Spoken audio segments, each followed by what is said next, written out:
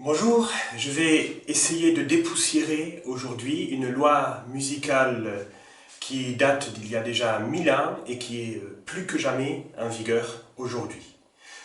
On entend beaucoup dire que nous vivons au XXIe siècle, qu'il faut dépoussiérer, moderniser la formation musicale, qu'il faut vivre avec son temps et donc adapter les cours de formation musicale à notre époque. C'est ce que je vais essayer de faire aujourd'hui, avec le décret de Guy d'Arezzo qui date du XIe siècle et qui nous dit précisément que les demi-tons sont confinés entre les notes Mi et Fa et les notes Si et Do.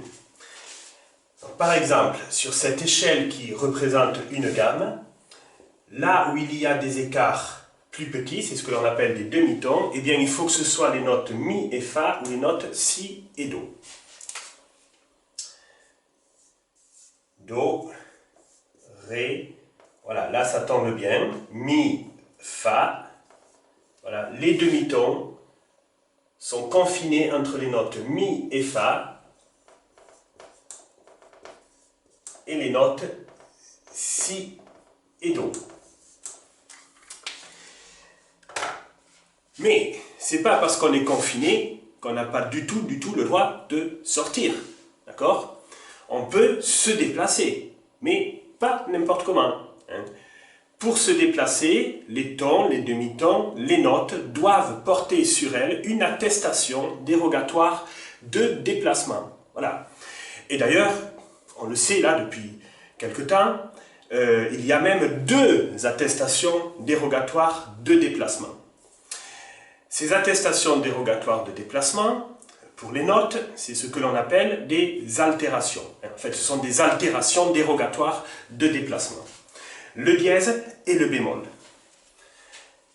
Alors, le dièse, eh bien, c'est un petit escabeau, une petite échelle, que le Fa va porter avec lui pour pouvoir le présenter aux autorités en cas de besoin, et qui va permettre au Fa de se déplacer vers le haut un petit peu pour aller rendre visite à sa copine Sol, pour se rapprocher du Sol.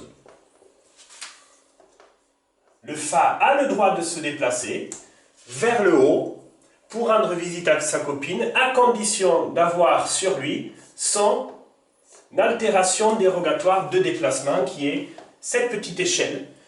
C'est une petite échelle, c'est un escabeau, c'est pas une grande échelle. Alors ça monte pas beaucoup, ça monte juste d'un demi-ton. D'accord? Et on a aussi une deuxième attestation dérogatoire de déplacement, c'est pas simple. Une deuxième attestation dérogatoire de déplacement qui permet également aux notes de se déplacer, mais cette fois en descendant. Par exemple le Si. Allez, on va permettre aussi de se déplacer en descendant pour se rapprocher de sa copine là.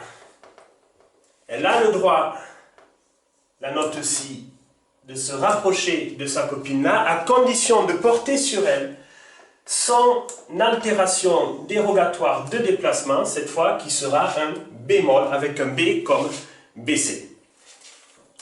On trouve des sons qui sont, mais alors, irrésistiblement attirés par le son principal que l'on appelle le premier degré. Par exemple, ici, on va dire que ce son, auquel on donne le nom de Fa, va être irrésistiblement attiré par le Sol. Donc, le Fa va être autorisé à se déplacer vers le haut pour se rapprocher du Sol, avec son attestation dérogatoire de déplacement, le dièse, pour motif familial impérieux. C'est ce que l'on appelle un degré sensible.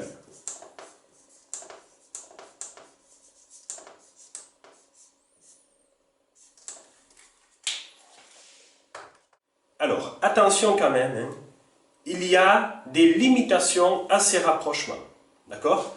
Parce que si tous les sons finissent par se rapprocher les uns des autres, comme ça, qu'il y a trop de monde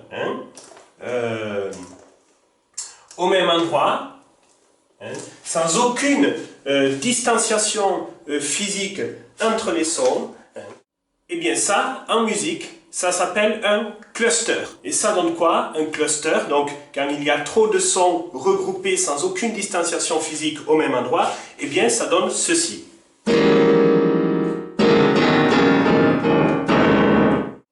Voilà, j'espère que cette modernisation du cours de formation musicale vous a plu. Peut-être que cela vous aidera à réviser votre leçon. Et je vous dis à très bientôt pour de nouvelles leçons, peut-être un petit peu plus sérieuses, ou pas. Au revoir!